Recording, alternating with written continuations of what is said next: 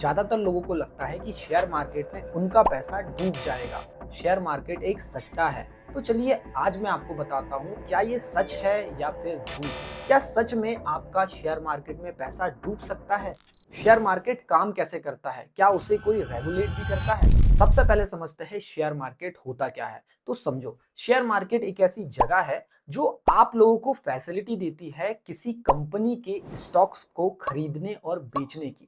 For example, एक company है, उसको ग्रो करने के लिए कैपिटल की जरूरत है।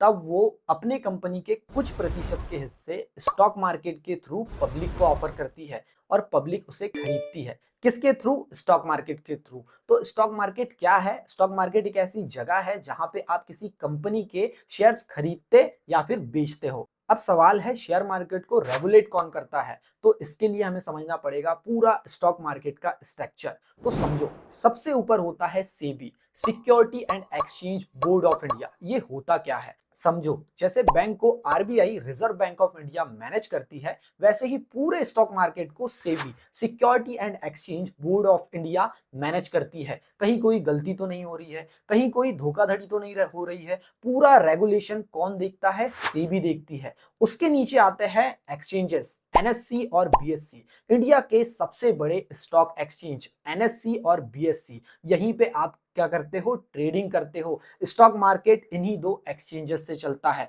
और इसके नीचे आते हैं ब्रोकर्स। अब ये ब्रोकर्स क्या होते हैं, इसको भी ध्यान से समझना। अब मान के चलो वो एनएससी और बीएससी जो एक्सचेंजेस है वो डायरेक्ट तो आपसे कांटेक्ट करेंगे नहीं, क्योंकि इतनी सारी पब्लिक है, सबका डेटा संभालना थोड़ा मुश्किल हो जाता है। तो उसी के लिए उनके नीचे आते हैं ब्रोकर्स। जैसे कि आपने सुना होगा कई ब्रोकर्स का नाम, धन हो गया, मोतीलाल ओसवाल हो गया, ज़ीरोधा हो गया, बहुत सारे ब्रोकर्स जिसमें आपका ट्रेडिंग अकाउंट होता है, जिसमें आप इन्वेस्टिंग कर सकते हो, ट्रेडिंग कर सकते हो। तो यहाँ पे एक बात तो क्लियर हो जाती है, आप ऐसी जगह पैसा लगा रहे हो जिसको कोई रेगुलेट करता है। गवर्नमेंट की एक संस्था security and exchange board of India manage करती है, रेगुलेट करती है। तो अब सवाल है कि लोगों का पैसा इसमें डूबता कैसे है और इसको सट्टा क्यों कहते हैं, जबकि खुद गवर्नमेंट की एक संस्था सेबी इसको रेगुलेट करती है। तो चलिए इसका जवाब मैं आपको देता हूं। अब समझो, शेयर मार्केट कोई एक चीज नहीं है जिसमें आप पैसा लगा रहे हो। सिर्फ आप कंपनी में पैसा नहीं लगा रहे हो, और भी चीजें होती है जिसमें आपका पैसा पूरी तरह डूब सकता है।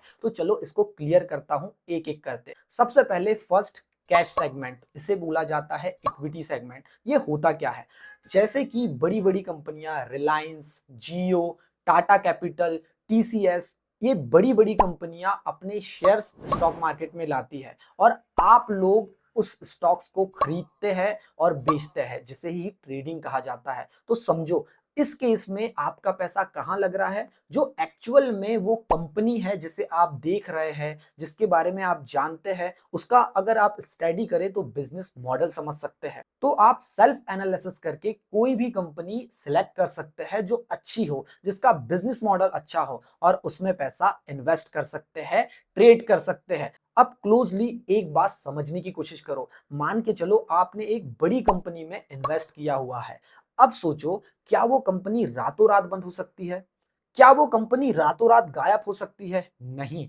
आपका पैसा इस केस में कब डूब सकता है? जब वो कंपनी में कुछ बड़ा इशू आ जाए, जब वो कंपनी पूरी तरह बर्बाद हो जाए, बैंकक्रप्ट हो जाए, तब आपका पैसा जीरो हो सकता है। लेकिन इस केस में कैश सेगमेंट, इक्विटी सेगमेंट में आपका पैसा थोड़ा सा कम रिस्क में होता है। क्यों? क्योंकि आप उस एक्चुअल कंपनी में पैसा लगा रहे हो जो ऑलरेडी ग्रो कर रही है, और आने वाले टाइम में अगर वो ग्रो करती है तो आपका पैसा भी बढ़ता है। यहाँ पे आपका पैसा सडनली गायब नहीं हो सकता है।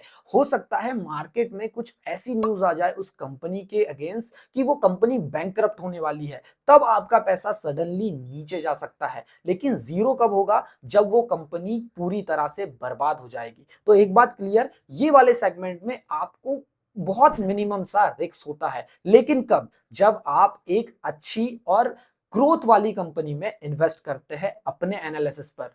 तो एक बात क्लियर हुई, यहां पे आपका पैसा सडनली गायब नहीं हो सकता है। वो कहां पे होता है? वो होता है सेकंड सेगमेंट में। वो कौन सा सेगमेंट है? जिसे बोला जाता है derivative segment, future and option. और यहीं पे 90% से भी ज्यादा लोग अपना पैसा हारते हैं और गवा देते हैं। इनफैक्ट यहाँ पे अपना पैसा जीरो करके भी चले जाते हैं। कैसे? चलो समझते हैं।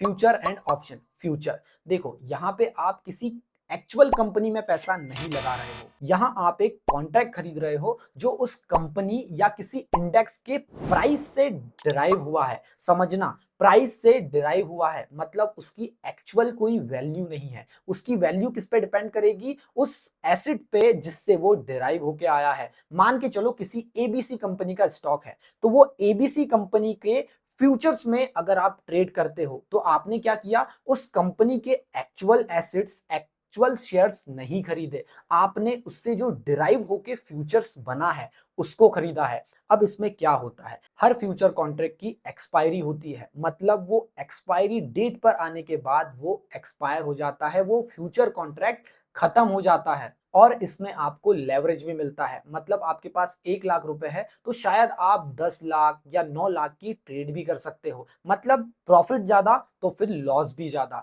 तो आप समझो ये हाई रिस्क में आ जाता है। अगर आप इसमें आपका पैसा लगाते हो तो शायद पॉसिबिलिटी है कि यहाँ पे आपका पैसा खत्म भी हो सकता है। Second, option. ऑप्शंस क्या होते हैं? ऑप्शंस भी डेरिवेटिव मार्केट का ही हिस्सा होता है, ये भी फ्यूचर के जैसे ही डिराइव होके बनते हैं, लेकिन इसकी भी वही प्रॉब्लम है, इसकी भी एक एक्सपायरी होती है और एक्सपायरी तक अगर मार्केट आपके फेवर में गया तो आप कमा सकते हो, लेकिन अगर आपके अगेंस्ट चले गया तो आपने जो प्रीमियम दिया है वो पूरा का पूरा जीरो हो जाएगा। प्रीमियम का मतलब क्या होता है? जो आपने पैसा लगाया है वो जीरो भी हो सकता है इस केस में।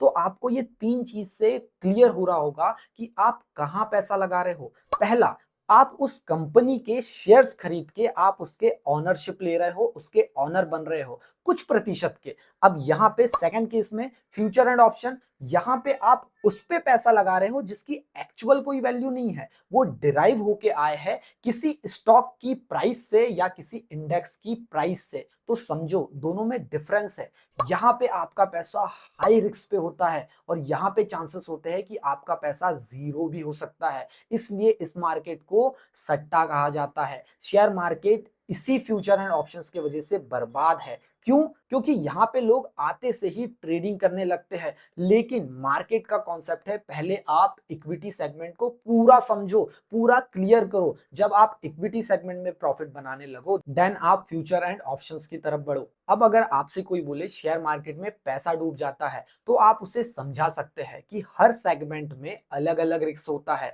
अगर आप किसी कंपनी के शेयर खरीदते हो तो वो कब आपका पैसा डूब सकता है? जब वो कंपनी ही बैंकरप्ट हो जाए या डूब जाए। और अगर आप फ्यूचर एंड ऑप्शंस में पैसा लगाते हो तो शायद यहाँ आपका पैसा जीरो भी हो सकता है। सो इन्वेस्टमेंट और ट्रेडिंग अपने रिस्क पे करो, बिल्कुल किसी से कोई भी टिप्स ना लो। और अगर आप शेयर मार्केट को बेसिक से सीखना चाहते हो तो फॉलो कर लो द ग्रोलॉग, क्योंकि हम आपको बेसिक से स्टॉक मार्केट सिखाने वाले हैं।